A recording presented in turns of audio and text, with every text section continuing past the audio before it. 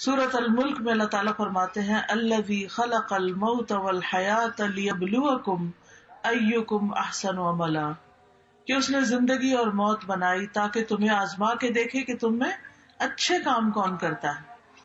ان آیات سے پتہ چلتا ہے کہ دنیا میں ہر انسان کو ضرور آزمایا جائے گا، یعنی ہر ایک کا امتحان ہوگا، کیونکہ اس دنیا میں ہم آئے ہی امتحان کے لیے ہیں۔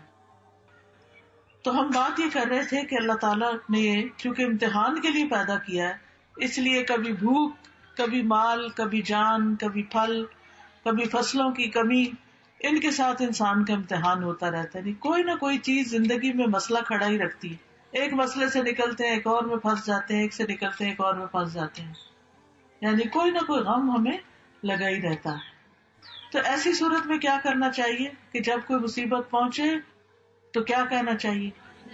انا للہ و انا الیہ راجعون۔ کوئی چیز چلی گئی، ہم بھی اللہ کے، ہم بھی جانے والے، اپنی موت کو یاد کر لیں، یعنی جب کوئی فوت ہو تو اپنی موت یاد کریں، ہم نے بھی چلے جانا ہے، یہاں تھوڑی بیٹھے رہنا ہے۔ تو اس طرح مومن کے دل کو سہارا ہو جاتا ہے، وہ کسی کی وفات پر اتنا افسوس نہیں کرتا کہ اپنا آپ ہی گنوا دے، کھپا دے، اپنے آپ کو ہی ختم کر دے، ایسا نہیں ہوتا، بلکہ وہ کیا کرتا ہے کہ صبر کرتا ہے۔ تو یاد رکھیے کہ کوئی بھی مصیبت اللہ کے اذن کے بغیر نہیں آتی۔ قرآن مجید میں آتا ہے وما اصاب من مصیبت الا باذن اللہ، کوئی مصیبت نہیں آتی مگر اللہ کی اجازت سے آتی۔ ومن یؤمن باللہ یہد قلبہ، اور جو اللہ پر ایمان رکھتا ہے، اللہ پہ اعتماد کرتا ہے، اللہ اس کے دل کو ہدایت بخشتا ہے۔ اس مصیبت کے اندھیرے میں بھی اللہ تعالیٰ اس کو صحیح رستہ دکھا دیتا ہے، اس کا حل بتا دیتا ہے۔ اور یہ بھی یاد رکھیے کہ یہ جو مصیبتیں وغیرہ ہیں، یہ اللہ کے اذن سے جب آتی ہیں، اگر اللہ نہ چاہے تو آ بھی نہیں سکتی، یعنی یہ ہماری تقدیر میں ہوتی ہیں کہ اس بندے کو اس چیز سے آزمانا ہے، اور اگر کوئی چیز ہماری تقدیر میں نہیں تو ڈرنے کی بھی ضرورت نہیں۔ یہ جو ہم وہم کا شکار ہو جاتے ہیں نا، خوف کا، پتہ نہیں یہ نہ ہو جائے، پتہ نہیں میرے بڑھاپے میں کیا بنے گا، میری اولاد نہیں ہے، میری تو شادی بھی نہیں ہوئی، میرا کیا ہوگا۔ اگر جن کے بچے ہوتے ہیں وہ بھی کہتے ہیں پتہ نہیں بچے اچھے نکلیں گے نہ، پتہ نہیں ہمارا ساتھ دیں گے نہ، پتہ نہیں کاروبار کو کچھ نہ ہو جائے، پتہ نہیں نوکری نہ چھوٹ جائے، پتہ نہیں یہ نہ ہو جائے۔ اس طرح کے توہم بھی نہیں کرنے چاہیے، یہ شیطان کے وسوسے ہوتے ہیں، کیونکہ اس کا پسندیدہ کام ہے بندہ مومن کو غمگین رکھنا، ٹھیک ہے؟ تو آپ نے غمگین نہیں رہنا، فوراً اللہ کی طرف رجوع کرنا ہے کہ آج تک میرا رب مجھے پال رہا ہے، آئندہ بھی وہی پالے گا، بس تسلی۔ اور اگر کوئی مصیبت آنی نہیں تو وہ میری فکر کرنے سے آنی جانی، کیونکہ ما اصابہ لم یکن لیخطئہ وان ما اخطأہ لم یکن لیصیبہ، جو چیز آنی ہے وہ ٹل نہیں سکتی، اور جو نہیں آنی وہ آ نہیں سکتی۔ تو جو آنی ہے اس نے آنا ہے، اس کے لیے اللہ سے دعا کرنی چاہیے کہ اللہ سبحانہ وتعالی ہمیں عافیت میں رکھے، اور اگر کوئی چیز آ کے ہٹ کرے تو صبر کی توفیق عطا فرمائے تاکہ اس کا اجر حاصل ہو سکے، اجر نہ گنوائیں ہم۔ پھر آپ دیکھیے کہ کبھی کوئی مصیبت آتی ہے تو ہم لوگوں کو بلیم کرنا شروع کر دیتے ہیں، اس نے نظر لگا دی ہے، اس نے جادو کر دیا ہے، اس نے حسد کر لیا ہے۔ اس سے بھی ہے کہ انسان جو ہے اس کے اندر ایک اور طرح کی خرابی پیدا ہونے لگتی، جو نظر بھی لگی نا تو اللہ کے اذن سے ہی لگی، ورنہ ہر وقت لوگ ہمیں دیکھتے نہیں رہتے، وہی لوگ دیکھ رہے ہوتے ہیں، ہمیں کچھ بھی نہیں ہوتا، اور کسی دن ان کی نظر ہمیں لگ جاتی ہے۔ تو لوگوں کی آنکھیں بند کر سکتے ہیں؟ نہیں کر سکتے۔ ہمیں کیا کرنا چاہیے؟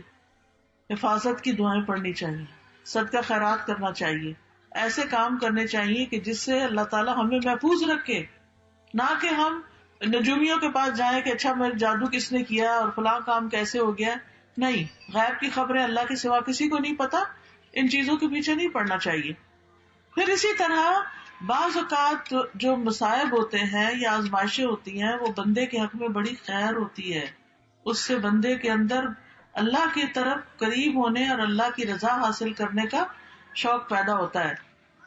رسول اللہ صلی اللہ علیہ وسلم نے فرمایا اللہ جس کے ساتھ بھلائی کا ارادہ کرتا ہے اس کو مصیبت میں مبتلا کر دیتا ہے۔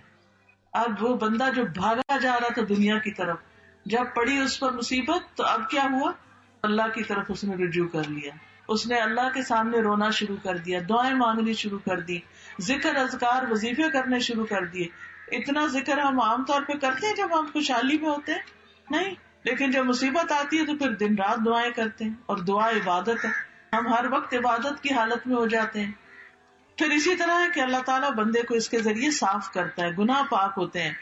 حدیث میں آتا ہے مسلمان کو جو بھی پریشانی، رنج، غم، ملال، تکلیف کچھ بھی پہنچتا ہے، حتیٰ کہ کوئی کانٹا بھی اس کو چبھ جاتا ہے، تو اللہ تعالیٰ اسے اس کے گناہوں کا کفارہ بنا دیتے ہیں اور اس کو اس کے ذریعے پاک کر دیتے ہیں. پھر اسی طرح ایک جگہ پر تو یہ آتا ہے کہ یہ اللہ کی محبت کی علامت ہوتی ہے. ہم تو جس سے محبت کرتے ہیں اس کو زیادہ اچھی اچھی چیزیں دیتے ہیں، لیکن اللہ کی محبت بندوں کی محبت سے مختلف ہے. وہ اس کو تکلیف میں مبتلا کر کے اپنی طرف لے آتے ہیں. حدیث میں آتا ہے اذا احب اللہ قوما ابتلاہم، جب اللہ کسی قوم سے، کچھ لوگوں سے محبت کرتا ہے تو ان کو امتحان میں مبتلا کر دیتا ہے، اور یہ اللہ کے قرب کی علامت ہوتی ہے. اور اس میں آپ دیکھیے کہ ایک حدیث سے پتہ چلتا ہے کہ آپ نے فرمایا کہ ان میں سے کچھ لوگ آزمائش پہ بہت خوش ہوتے ہیں بنسبت اس شخص کے جو کچھ دیے جانے پہ خوش ہوتا ہے. وہ امتحان پر کہتا ہے کہ اللہ نے ہم سے محبت کی، اللہ نے ہمیں یاد رکھا. اور صحابہ میں یہ ہوتا تھا کہ اگر انہیں کوئی مشکل نہیں پیش آتی تھی، ہر وقت خوشیاں ہی خوشیاں، تو فکر مند ہونے لگتے تھے کہ کہیں اللہ تعالیٰ ہم سے ناراض تو نہیں.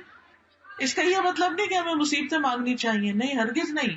عافیت مانگنی چاہیے، عافیت کی دعا اللہ کو پسند ہے، لیکن اگر مشکل آ جائے تو مسکرا کے مقابلہ کرنا چاہیے، نہ کہ رونا پیٹنا ڈال دے. اس موقع پر صبر کرنا چاہیے. صبر کیا ہے؟ کسی مصیبت کو اچھے انداز میں ٹیکل کرنا، اچھے انداز میں اس کا مقابلہ کرنا. ابن تیمیہ کہتے ہیں کہ اللہ نے اپنی کتاب میں 90 سے زیادہ جگہ پر صبر کا ذکر فرمایا، 90 سے زیادہ جگہوں پر. اور 2 جگہ تو اللہ تعالیٰ نے اس کو صبر اور نماز کو ساتھ ساتھ بیان کیا ہے. وَاسْتَعِینُوا بِالصَّبْرِ وَالصَّلَاةِ، صبر انبیاء کی صفت ہے. پھر اسی طرح قرآن مجید میں صبر کرنے والوں کی تعریف کی گئی ہے. وَالصَّابِرِينَ فِي الْبَأْسَاءِ وَالضَّرَّاءِ وَحِينَ الْبَأْسِ أُولَئِكَ الَّذِينَ صَدَقُوا وَأُولَئِكَ هُمُ الْمُتَّقُونَ. اور خصوصاً جو تنگ دستی اور تکلیف میں اور لڑائی کے وقت صبر کرنے والے ہیں، یہی لوگ ہیں جنہوں نے سچ کہا اور یہی بچنے والے ہیں. یعنی جو مصیبتوں کے وقت صبر کریں وہی متقی لوگ ہیں، وہی اصل میں پرہیزگار لوگ ہیں. ہم سمجھتے ہیں صرف نماز روزہ کر لینے سے انسان پرہیزگار بن جاتا ہے، وہ ایک حصہ ہے، لیکن جب صبر کرتا ہے تو اس کے تقویٰ کا پتہ چلتا ہے. کیونکہ عام حالات میں نہیں پتہ چلتا کہ کون شخص کتنا نیک ہے، لیکن جب اس پہ کوئی مشکل آتی ہے اور اس وقت وہ کس طرح ریئیکٹ کرتا ہے، اس سے پتہ چلتا ہے کہ اس کے اندر کتنا صبر ہے اور کتنا یہ اچھا انسان ہے. دیکھیں اچھے حالات میں تو سارے ہی اچھے ہوتے ہیں، کیسے فرق پتہ چلے گا؟ جب کوئی آپ کو لطیفے سنا رہا ہوگا تو آپ سبھی ہنس رہے ہوں گے، لیکن وہ شخص جو تکلیف کے وقت مسکرا دے، اللہ کی تعریف بیان کر دے، اللہ کی تقدیر پہ راضی ہو جائے، اللہ اس کے دل کو ٹھنڈک عطا فرما دیتا ہے. پھر اسی طرح آپ دیکھیں کہ نبی صلی اللہ علیہ وسلم کو بھی صبر کرنے کا حکم دیا گیا، پھر لوگوں کو بھی حکم دیا گیا وَجَعَلْنَا بَعْضَكُمْ لِبَعْضٍ فِتْنَةً أَتَصْبِرُونَ وَكَانَ رَبُّكَ بَصِيرًا. اور ہم نے تمہارے بعض کو بعض کے لیے آزمائش بنا دیا. یعنی انسان انسانوں کے لیے ایک امتحان ہے. کس طرح؟ بعض لوگوں کی عادت ہوتی ہے دوسروں کو ٹیز کرتے رہنا، تانے دینا، بعض کی عادت ہوتی ہے بڑا غصہ کرنا. اب وہ کیا ہے؟ انسان کے لیے ایک امتحان ہے. یعنی دوسرے آس پاس کے لوگ جو ہیں ان کے لیے وہ بندہ امتحان بن گیا. اب کیا کرنا ہے؟ صبر کرنا ہے. تو یہ جو ہے نا بندے بندوں کا امتحان بن جاتے ہیں، اس کو ہمیں سمجھنا چاہیے. کبھی ہمارے والدین ہی ہمارا امتحان ہو جاتے ہیں، وہی چھوٹی چھوٹی بات پر ہمیں ٹوکتے رہتے ہیں اور ہم پریشان رہتے ہیں کہ کریں تو کرے کیا. جواب دینے کی بھی اجازت نہیں اللہ نے دی، اور ڈانٹنے کی بھی اجازت نہیں دی، اور اونچی آواز سے بول کے سمجھا بھی نہیں سکتے. تو پھر کیا کرنا ہے؟ صبر کرنا ہے اور اچھا سلوک کرنا ہے تاکہ اللہ تعالیٰ ہم سے ناراض نہ ہو. پھر اسی طرح یہ ہے کہ افضل ایمان جو ہے صبر اور نرمی کرنا ہے. جنت میں داخلے کا ذریعہ ہے، نقصان سے بچنے کے لیے ضروری ہے صبر. وَالْعَصْرِ إِنَّ الْإِنسَانَ لَفِي خُسْرٍ إِلَّا الَّذِينَ آمَنُوا وَعَمِلُوا الصَّالِحَاتِ وتواصوا بالحق وتواصوا بالصبر. صبر سب سے وسیع اور بہترین نعمت ہے، لیکن جو عورتیں صبر نہ کریں ان کے بارے میں بڑی سخت وعید ہے. عبد الرحمن بن شبل کہتے ہیں کہ رسول اللہ صلی اللہ علیہ وسلم نے فرمایا بے شک فساق جہنمی ہیں. کہا گیا اللہ کے رسول فساق کون ہے؟ جیسے فاسق ہوتا ہے نا، اسی سے فساق. آپ نے فرمایا عورتیں. یہ عورتیں ہیں. ایک آدمی نے کہا اللہ کے رسول کیا وہ ہماری مائیں اور ہماری بہنیں اور ہماری بیویاں نہیں؟ آپ نے فرمایا کیوں نہیں، لیکن جب ان کو نعمتیں ملتی ہیں تو شکر نہیں کرتی، اور جب ان کو آزمایا جاتا ہے تو صبر نہیں کرتی. یعنی مردوں کے مقابلے میں عورتوں کے اندر صبر کی صفت کم پائی جاتی. اس لیے ہمیں اور زیادہ ایفرٹ لگانے کی ضرورت ہے کہ ہم صابر و شاکر بن جائیں. اب صبر جو ہے نا، اس کا لفظی مطلب ہوتا ہے اپنے آپ کو روکنا. کس چیز سے روکنا؟ اللہ کی نافرمانی سے روکنا. فرائض پورے کرنے کے لیے اپنے آپ کو روکنا کہ نہیں یہ کام تو پورا کرنا ہی کرنا ہے، تو ڈیوٹی ہے میری، چاہے اللہ کے حق میں ہو چاہے بندوں کے حق میں. پھر اسی طرح نفس کو ایسی خواہشات سے روکنا جن سے روکنے کا حکم دیا گیا ہے. پھر صبر جو ہے وہ روشنی ہے. صبر کیا ہے؟ روشنی ہے. جیسے سورج کی روشنی ہوتی ہے نا تو اس میں گرمی بھی ہوتی ہے لیکن چمک بھی ہوتی ہے، تلخی بھی ہوتی ہے. اسی طرح صبر انسان کے لیے مشقت انگیز ہے. اسی لیے نماز کو نور اور صبر کو ضیاء کہا گیا ہے، کیونکہ صبر میں مشقت اور تکلیف پائی جاتی ہے. تو 3 طرح صبر ہوتا ہے. ٹھیک ہے، 3 طرح کی چیز. نمبر 1 اللہ کی نافرمانی سے صبر کرنا. حرام کام بڑا آسان ہو گیا، لیکن کیا کرنا؟ اپنے آپ کو روک کر رکھنا. جیسے حدیث میں آتا ہے وہ شخص جس کو کوئی حسب نسب والی عورت، خوبصورت عورت زنا کے لیے بلائے اور وہ یہ کہے آدمی کہ میں اللہ سے ڈرتا ہوں، یہ بھی صبر ہے. ورنہ جہاں انسان کو برائی کرنے کا موقع مل جائے وہاں وہ کیوں صبر کرے، کیوں پیچھے رہے، جبکہ دعوت کسی اور کی طرف سے مل رہی ہے. دوسرے اللہ کی اطاعت پر کاربند رہنا اور صبر کرنا، یعنی اللہ سبحانہ وتعالیٰ کی فرما برداری کرتے رہنا، چاہے گھر میں ہو چاہے گھر سے باہر ہو چاہے کہیں بھی ہو. یہ نہیں کہ جب دینی لوگوں کے بیچ میں ہو تو اچھے کام کرنا اور جب دنیا میں نکلے تو پھر اپنی مرضی کرنا. نہیں، کہیں پر بھی ہو، مسجد میں ہو، مدرسہ میں ہو، گھر میں ہو، بازار میں ہو، اللہ ہی کی فرما برداری کرنی ہے، اللہ ہی کو سب سے بڑا سمجھنا ہے، اسی پر جمے رہنا ہے. پھر اللہ کے فیصلوں پر صبر. بعض اوقات ہم ایک خاص جاب چاہتے ہیں وہ ہمیں نہیں ملتی تو یہ اللہ کا فیصلہ ہے. ہم بیٹی چاہتے ہیں اللہ بیٹا دے دیتا ہے، ہم بیٹا چاہتے ہیں اللہ بیٹی دے دیتا ہے. تو کس کا فیصلہ ہے؟ اللہ کا فیصلہ. اب اس پر بھی صبر کرنا ہے. پھر اسی طرح بعض اوقات ہم کہیں جانا چاہتے ہیں ہم جا نہیں پاتے، اس پر بھی صبر. ہم زندگی میں کچھ بننا چاہتے ہیں، جو بننا چاہتے ہیں وہ بن نہیں پاتے کوششوں کے باوجود، تو پھر یہ کیا ہے؟ یہ بھی صبر ہے. تو اللہ کی تقدیروں پہ صبر کرنا جو ہے یہ انسان کے دل کو سکون بخشتا ہے. پھر صابرین کے لیے اللہ کے وعدے ہیں. یہ جو آیت میں نے آپ کے سامنے پڑھی اس میں 3 وعدے کیے گئے ہیں. نمبر 1 اولئک علیہم صلوات، کہ ایسے لوگوں پر رب کی مہربانیاں ہیں، ورحمت، اور رب کی رحمت ہے، واولئک هم المہتدون، اور یہی لوگ ہدایت پا گئے ہیں. یہ ہدایت یافتہ یعنی ہدایت پانے والے لوگ ہیں. تو اس میں آپ دیکھیں صلوات، رحمت اور ہدایت ملتی ہے کس پر؟ صبر کرنے پر. اور ان کے لیے مغفرت اور بہت بڑا اجر ہے. جیسے سورۃ الاحزاب کی آیت 35 میں آتا ہے والصابرین والصابرات، اور بھی صفات ہیں اعد اللہ لهم مغفرۃ واجرا عظیما، کہ اللہ نے ان کے لیے بخشش اور بہت بڑا اجر تیار کر رکھا ہے. پھر آپ دیکھیے کہ صبر کرنے والوں کا اجر اللہ کے ذمہ ہوتا ہے، اور جو صبر کرتا ہے اس کا اجر پھر جب رب دے گا تو کتنا بڑا دے گا، پھر اس کا اجر ضائع نہیں ہوتا. پھر یہ بھی یاد رکھیے کہ جس کی آزمائش بڑی ہوتی ہے اس کا اجر بھی بڑا ہوتا ہے. کچھ لوگوں کی آزمائش چھوٹی چھوٹی ہوتی ہے اور اس پر بھی وہ صبر نہیں کرتے، لیکن کچھ کی آزمائش بہت بڑی ہوتی، تو جتنی بڑی آزمائش اتنا بڑا اجر. پھر صبر کرنے والوں کو خوشخبریاں دی گئی خیر کثیر کی، اللہ کی مدد ملنے کی، اللہ کا ساتھ ملنے کی. وَاصْبِرُوا ان اللہ مع الصابرین، صبر سے کام کرو گے نا تو اللہ کا ساتھ ہوگا تمہارے. پھر فرشتوں کا ساتھ ملتا ہے، اللہ کی محبت ملتی ہے. واللہ یحب الصابرین، اور اللہ تعالیٰ محبت کرتا ہے صبر کرنے والوں سے. سبحان اللہ. جس بندے سے پھر اللہ محبت کرتا ہے اس کی شان ہی کیا. اللہ تعالیٰ جبریل کو بلاتے ہیں, میں فلاں بندے سے محبت کرتا ہوں, تم بھی کرو. جبریل بھی کرتے ہیں, وہ آسمان والوں میں پکارتے ہیں, آسمان والے محبت کرنے لگتے ہیں, پھر وہ محبت زمین والوں میں اتارتی جاتی. تو اس لیے بہت ضروری ہے کہ ہم اللہ کی محبت حاصل کرنے کے لیے صبر کریں. وَلِرَبِّكَ فَاصْبِرْ, اپنے رب کی خاطر صبر کرو. رب نے حکم دیا ہے, رب اس کی جزا دے گا. پھر اسی طرح یہ ہے کہ انسان کو کامیابیاں نصیب ہوتی ہیں. یا ایھا الذین آمنوا اصبروا وصابروا ورابطوا واتقوا اللہ لعلکم تفلحون. اے لوگوں جو ایمان لائے ہو, صبر کرو اور مقابلے میں جمے رہو اور ڈٹے رہو اور اللہ سے ڈرو تاکہ تم کامیاب ہو جاؤ. صبر کرنے والے کو عزت ملتی ہے. بے صبرہ بندہ جو ہے دوسروں کی نگاہ سے گر جاتا ہے. دین کی امامت بھی صبر کرنے والوں کو ملتی ہے. بنی اسرائیل کے بارے میں فرمایا وَجَعَلْنَا مِنْهُمْ أَئِمَّةً يَهْدُونَ بِأَمْرِنَا لَمَّا صَبَرُوا وَكَانُوا بِآيَاتِنَا يُوقِنُونَ. اور ہم نے ان میں سے کئی پیشوا بنائے جو ہمارے حکم سے ہدایت دیتے تھے جب انہوں نے صبر کیا. یعنی امامت کس کے لیے؟ جو صابر ہو. پھر دشمن کی چالوں سے بھی انسان بچ جاتا ہے. انسان کو غور و فکر کرنے کی توفیق نصیب ہوتی ہے. دنیا اور آخرت کی نعمتیں اور برکتیں نصیب ہوتی ہیں. بے حساب اجر ملتا ہے.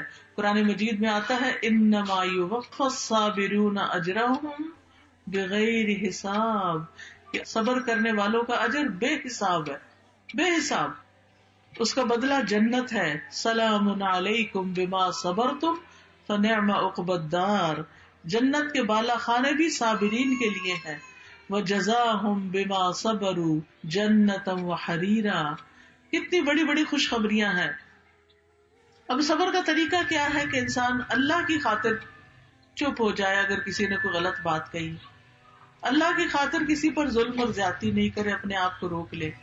خود بھوک بھی لگی ہے, اللہ کی خاطر صبر کر کے دوسرے کو کھلا دے. یعنی صبر اللہ کی خاطر کریں گے تو ہی اجر ملے گا. دوسرا یہ کہ صدمہ ہونے کی پہلی چوٹ پر, یہ نہیں کہ کسی کے وفات کی خبر سنی بین کرا کے ٹھنڈے ہوئے تو کہا اب میں صبر کر رہی ہوں. نہیں, بین کرنا ہی نہیں ہے, چیخنا چلانا ہے ہی نہیں. پھر یاد رکھیے صبر کوشش سے آتا ہے. جو نیت اور ارادہ کرتا نا, ول پاور سے آتا ہے کہ انسان کہے کہ میں نے کرنا ہی کرنا ہے صبر. جب آپ نے ارادہ کر لیا تو اللہ تعالیٰ آپ کے لیے آسانی کر دے گا. پھر اسی طرح دل سے اللہ کا شکر نکلنا, یعنی صبر جمیل کرنا. پریشانی کا ذکر صرف اللہ سے کرنا, بندوں سے نہیں کرنا, بندوں سے شکوہ نہیں کرنا. حدیث میں آتا ہے اللہ تعالیٰ فرماتے ہیں جب میں اپنے مومن بندے کو آزماتا ہوں اور وہ تیمارداری کرنے والوں کے سامنے میرا شکوہ نہیں کرتا تو میں اس کو اپنی قید سے آزاد کر دیتا ہوں, یعنی اس کو صحت دے دیتا ہوں. اس کے پہلے گوشت کے عوض بہترین گوشت عطا کرتا ہوں اور اس کے پہلے خون کے بدلے بہترین خون دیتا ہوں, اور وہ اثر نو عمل کرنے لگتا ہے. اسی لیے آپ نے دیکھا ہوگا کہ کچھ لوگ ماشاءاللہ بڑی بڑی بیماریوں کے بعد بھی بالکل صحت یاب ہو جاتے ہیں اور وہ اللہ سے کوئی گلہ شکوہ نہیں کرتے. پھر زبان سے انسان رب کی رضا کے کلمات نکالے, یہ صبر کا طریقہ. اگر کوئی تکلیف میں بھی اور پوچھے کیا حال ہے تو یہ نہ کہے کچھ نہ پوچھو کوئی حال نہیں, یہ نہیں کہنا. کیا کہنا ہے؟ الحمدللہ, جس حال سے رکھے راضی ہیں, رب سے راضی رہنا ہے. خیر کے کلمات بولنا, جزا فضا نہیں کرنی, بری باتیں نہیں زبان سے نکالنی, اللہ کے بارے میں بدگمانی نہیں کرنی, نوحہ نہیں کرنا, اللہ کو الزام نہیں دینا. اور پھر صبر کے مواقع کون کون سے ہیں؟ لوگوں کی باتوں پہ صبر کر. لوگوں کی باتوں پہ صبر کیسے ہے کہ جو مرضی کہیں آپ نے اللہ ہی کی عبادت کرنی ہے, اللہ کی اطاعت کرنی ہے. ورنہ کیا ہوتا ہے, ہم قرآن میں ایک حکم پڑھتے ہیں کہ اپنے آپ کو ڈھانکیں عورتیں. اب وہ جب ڈھانکتی ہیں تو لوگ باتیں کرنے لگتے ہیں, دیکھو یہ تو کیا مولانی بن گئی ہے. تو ہم کہتے ہیں ہاں ہے لوگ بات کریں گے, چھوڑو پرے, ہم نہیں اللہ کا حکم مانتے. یہ تو نہیں کہتے اللہ کا حکم بھی مانتے لیکن پردہ نہیں کرتے, یا کہیں کرتے اور کہیں نہیں کرتے. لیکن جو صبر کرے گا وہ عمل کر جائے گا.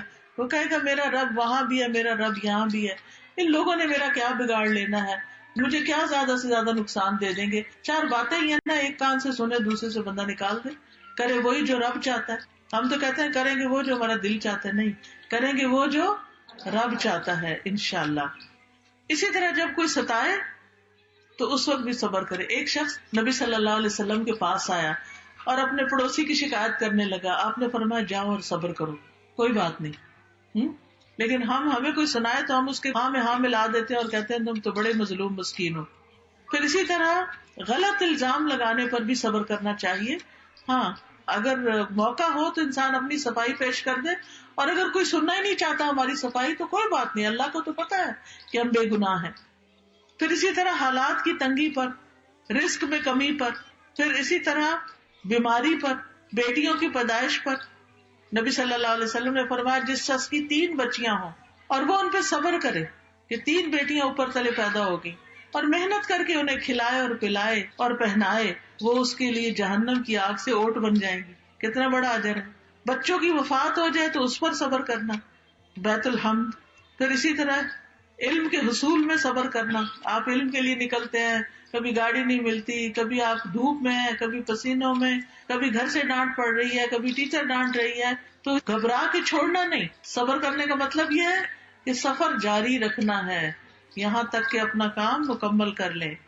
پھر اسی طرح بڑوں کی طرف سے کوئی بات ڈانٹ سننی پڑ جائے اس پر صبر کر لیں. پھر اسی طرح اگر آپ کو آپ کے بہن بھائیوں کے مقابلے میں ترجیح نہیں دی جاتی, ان کو زیادہ مل جاتا ہے, اس پر بھی صبر کر لیں, کوئی بات نہیں, مجھے اللہ دے گا. پھر جب بدلہ لینے کا موقع ہو اس وقت بھی صبر کریں. آپ دیکھیں صبر کرنے والوں کی مثالوں میں ابراہیم علیہ السلام کے بیٹے اسماعیل علیہ السلام کی مثال آتی. جب ان کے والد نے کہا کہ میں تمہیں ذبح کرنے لگا ہوں, ہمارے ماں باپ ہمیں یہ تو نہیں کہتے ہم تمہیں مارنے لگے ہیں, چھوٹی سی ڈانٹ میں بھی ہم تو رو پڑتے ہیں اور واویلا مچا دیتے ہیں, یا بھوک ہڑتال کر دیتے ہیں, یا اور کسی طرح پلٹ کے ماں باپ کو ستانے لگتے ہیں. تو یہ تو صبر نہ ہوا. صبر کیا ہے؟ اچھا کوئی بات نہیں, امی ہے نا, پیار بھی تو کرتی ہیں, ڈانٹ دیا تو کیا ہو گیا. خیر, اسماعیل علیہ السلام کو جب ان کے والد نے کہا کہ اے بیٹے میں تمہیں ذبح کرنے لگا ہوں, تمہارا کیا خیال ہے؟ قال یا ابت افعل ما تؤمر, کہنے لگے ابا جان آپ کو جو حکم ملا آپ کریے.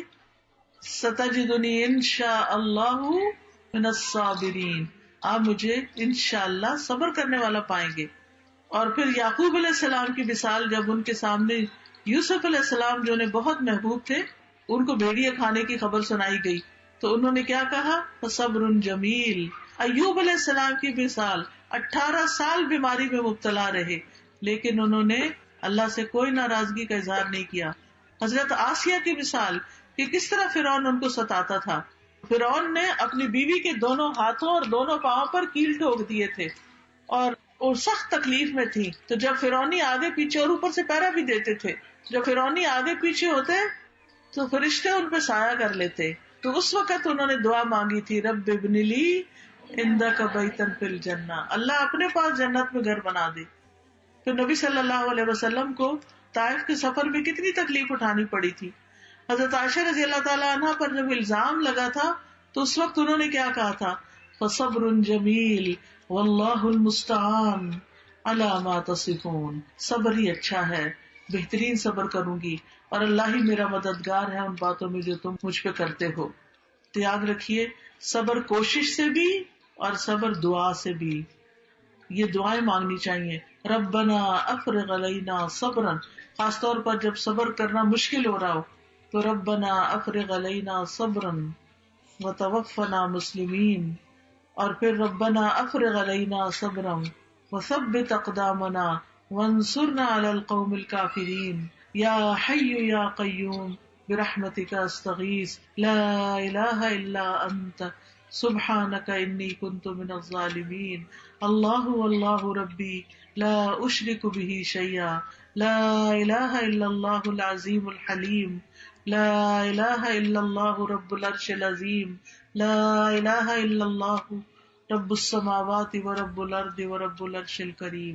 تو یہ رنج و غم کی انسان دعائیں پڑھے اور صبر کرتا رہے تو اللہ کی مدد ضرور آئے گی. وآخر دعوانا ان الحمد للہ رب العالمین. سبحانک اللہم و بحمدک اشہد ان لا الہ الا انت استغفرک و اتوب الیک.